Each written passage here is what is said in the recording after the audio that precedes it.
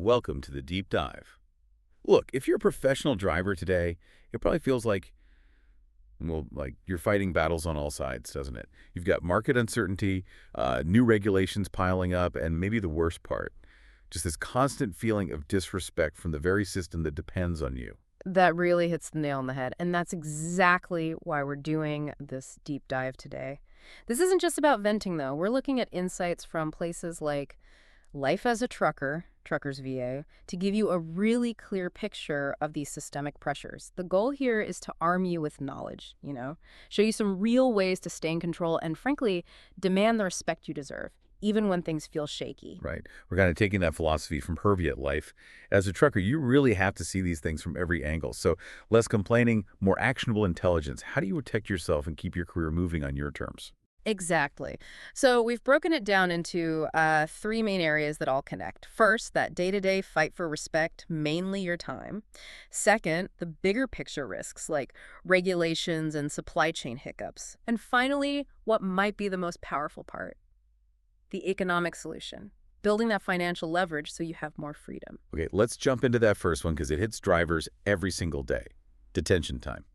And tied right into that, dishonest communication. We all know time is money in trucking, but drivers are just hemorrhaging cash sitting at docks unpaid. It's infuriating, and the sources are clear. Detention isn't some mistake. It's treated as part of the system, almost engineered in. Carriers have kind of normalized it. The basic scam works like this. The carrier charges the shipper, say, 50 to $100 an hour after the free 2 hours or so. But the driver, the one actually stuck there, burning fuel, maybe running their APU. They see pennies on the dollar, if anything. Often it's just zero. Zip. And it's not just the lost pay, is it? No way. That's the hidden cost. You're burning through your legal hours of service. TikTok. You might miss your window for the next load because you got held up. And yeah, running the APU costs fuel, adds wear and tear, all while you're basically providing free storage on wheels. The mental burnout from feeling constantly disrespected like that, it's huge. And that disrespect connects right to the dispatcher issue, doesn't it? Mm. Why do dispatchers sometimes, let's say, bend the truth about appointments or load details? Well, it often comes down to pressure and incentives. Dispatchers are juggling a lot. They're under pressure from brokers, from their own managers. And crucially, their pay or bonuses might be tied to how many loads they move or total miles booked, not really how efficiently the driver's time is used. So telling a little white lie or just omitting a key detail like, oh, this place is always slow, is just easier. Gets the truck moving, avoids an argument. Pretty much. It keeps the wheels turning for them, hits their numbers, it creates this buffer, this plausible deniability. Oh, the broker told me it would be quick. Right. So the common thread here for both detention and dispatch games seems to be a total lack of accountability. Except for the driver, of course. That's the core of it. But drivers aren't totally helpless. The absolute key: become meticulous about documentation. Aggressively document everything. For detention, take photos, geotagged if possible, of your in-time and out-time paperwork. Keep your own log. And maybe the most important step: send an email or a message through the company system the moment you arrive, stating your arrival time, time-stamped proof. That digital paper trail. Hard to argue with. And for dealing with the communication issues. Same principle. Keep records. If a dispatcher tells you something important via text or email, save it. When you start building that file, you can push back when stories change. It's about setting boundaries. Like the sources say, it boils down to, if you don't pay for my time, you don't get my time. Simple as that. Defending your time is demanding respect. Okay, let's shift gears a bit. Let's look at these bigger external shocks hitting the industry. Regulation and supply chain issues creating a lot of volatility right now. Yeah, there's a huge regulatory bomb that just dropped. The FMCSA put out an emergency rule.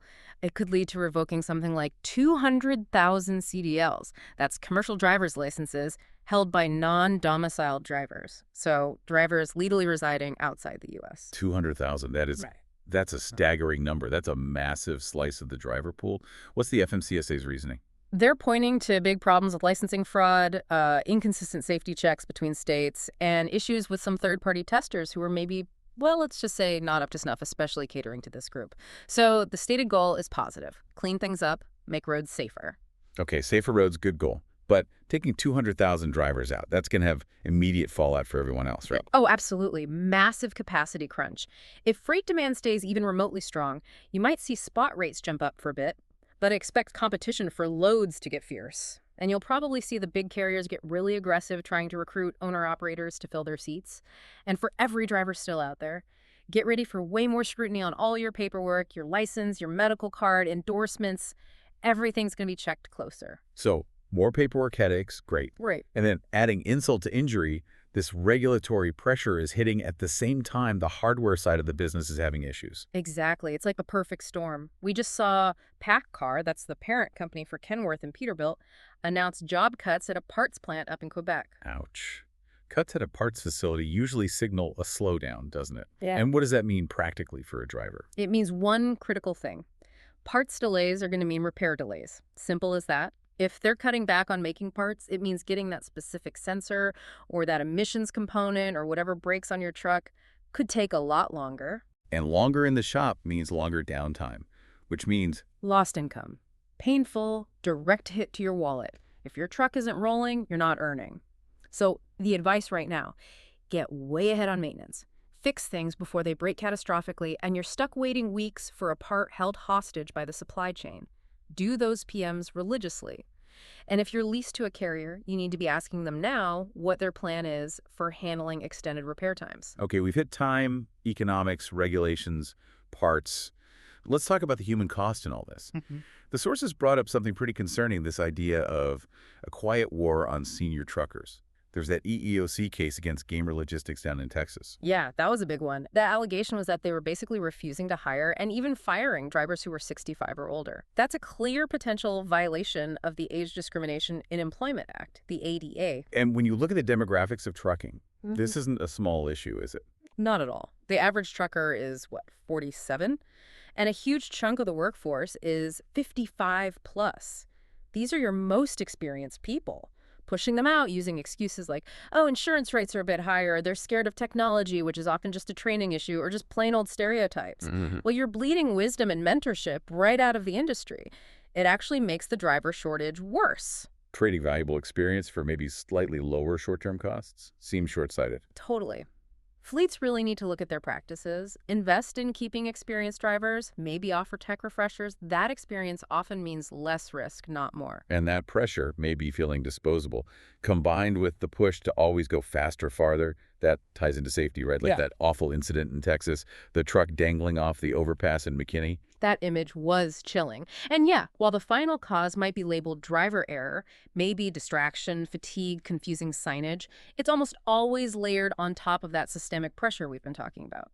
Is dispatch pushing too hard? Is the schedule unrealistic? Is the driver exhausted but afraid to say no? And when the news covers stuff like that, what do they usually miss? They almost always miss the mental health side. Think about it. A near-death experience like dangling off an overpass, or even just a really close call, a hard break, that stuff sticks with you. But drivers are expected to be tough, right? So they often just swallow it, bottle it up, and keep driving because the load has to get there. The advice here is crucial. Do a mental pre-trip. Check in with yourself. Are you actually fit to drive, mentally and physically? Rested, focused, and please don't just blindly trust your consumer GPS. Use a trust-specific one. Okay, so summing this all up.